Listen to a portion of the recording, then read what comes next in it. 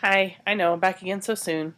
But I had a couple of requests after yesterday's video, and I thought I would just do it all in one video, and if it's too long, you can cut to the different parts of it or whatever, or just turn me off, that's okay too. I had a request yesterday I talked about that I use a Filofax Compact Chameleon as a wallet, and so I had a request to talk about how I set that up, and then I had a request about Sharpie pins. So I'm going to follow those up, and I'm going to say a couple things that I didn't say yesterday about getting things done really quickly. Oh, the biggest thing I think I didn't say is that I talked about having all these inbox lists similar to David Allen's Getting Things Done. So, I have all these lists that I talked about yesterday. Oh, stupid camera again. You'd think I'd get the hang of it, wouldn't you?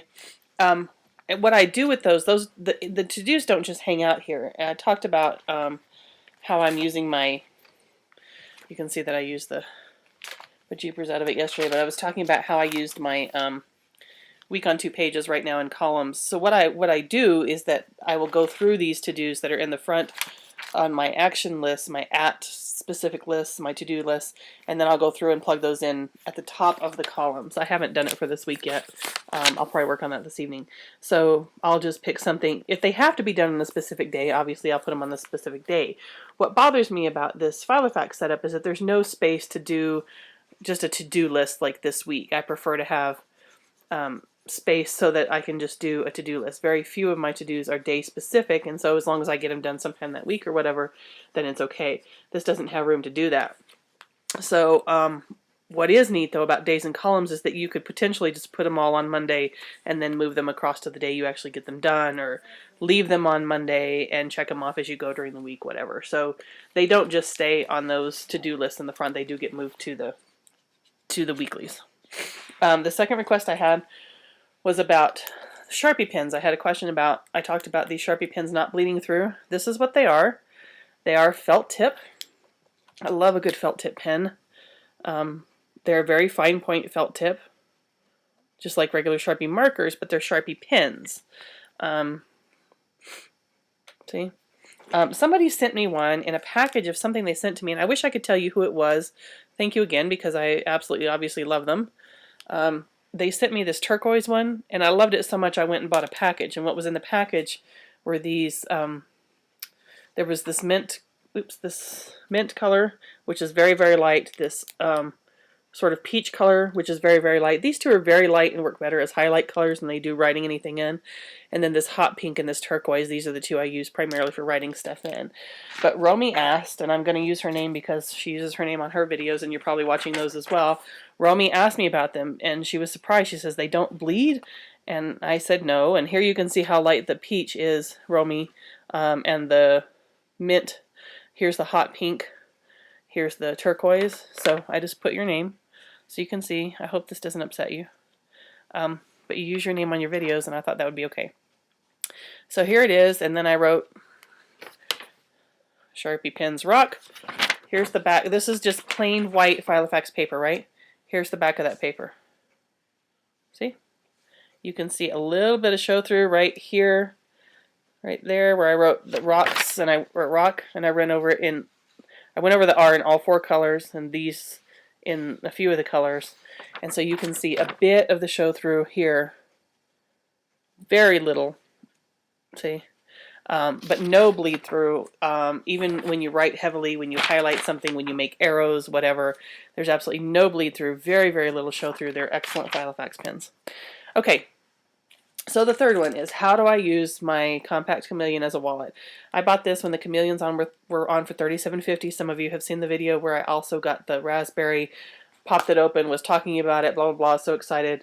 The whole popper had come off out of the binder, and I had to return it. I didn't replace it, I just returned it because the red one was really pretty and it was working fine, and so I just returned that. Anyway, on the inside of a Compact Chameleon are these...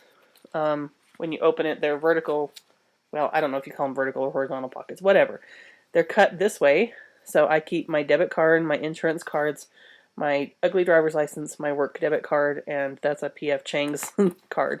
In the back of this pocket is not easy to get to. I don't think I have much of anything in there. I have some check stubs.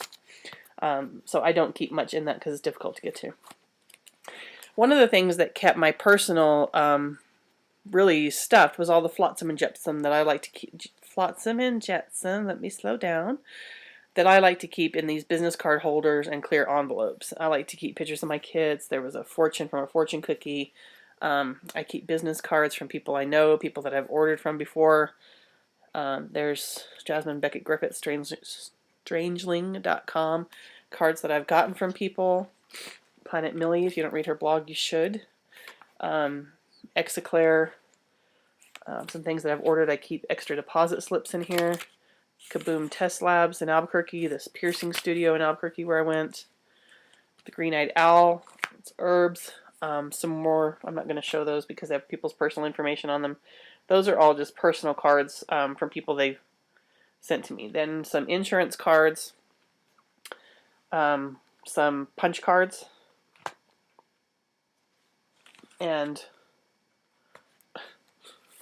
my library cards, and a card from a rescue place in Albuquerque called Watermelon Ranch. It's a pet rescue. In the back, all I have are some dividend and coupon things from REI. And then the very back, I have two tabs. One is notes and one is addresses. Behind the notes, I think I have books. Yeah, books to get from the library, because I keep my library cards in here. These are books to get from ILL, because our library is hideous and has nothing. And then in the back, I have addresses, and this is where I don't keep them. My cell phone is a work cell phone, and so I keep all of my addresses in my Filofax that I'm using as a wallet. That's it. In the back, has a back zipper pocket. I do sometimes keep cash in here. I don't very often because the pocket's hard to get to, and it's in the back of the Filofax, and I don't really like using it for cash. I generally keep a separate coin purse for cash. But I do use it, and I do use it sometimes for cash, sometimes for things I just need to hang on to or whatever. So yes, it does get used. It doesn't get used much. Often if I have cash or whatever, I'll just sort of lay it in the front until cash doesn't last long. I don't keep much cash because I have a debit card, so it's likely $5, $10, $20. And I'll just sort of lay it in the front or tuck it in sometimes one of these photo slots behind the photos or whatever. So that's how I'm using the Compact Chameleon as a wallet. I really like it. It's working out really well. The reason I switched to using Filofax as a wallet, when I was carrying the Black Malden, it was just easier. And then I had my wallet stolen a couple of years ago. I was carrying a small Vera Bradley wallet that looked just like this. It's the same style, only a different color. My wallet was stolen. Not only was I carrying all of the stuff that I carry, but I also had my Social Security card in it because I had been job hunting. Excuse me. And it was horrible. It was devastating. It was just awful. So it makes me really paranoid to carry a wallet this small because I'm always frantically searching my purse to say, where's my wallet? Where's my wallet? So I like this because it's larger. It's easy to see inside my purse. The color is fantastic. And to be honest with you, some of these Filofaxes that were the stamped leather, the stamped and dyed leather, did not hold up well. My topaz had to be returned. I've heard of other people who have had this dyed stamped leather having problems. I don't remember which. There was another one that had problems, but this one is holding up really well. You can see that I'm not careful with it at all. I don't try to baby it. The corners are still red. The clasp is still red, still holding up well. The corners are not damaged at all. So as long as it holds up, I'll keep using this. I'm tempted to buy another one to replace it with because it works so well. In case they quit making it. Filofax is famous for doing stupid things like discontinuing some of their best binders. Keep and Zip. Black Malden. They just do stupid things. And then they introduce hideously ugly, useless crap like the Temperley range. And I can say that it's my own video if I want to.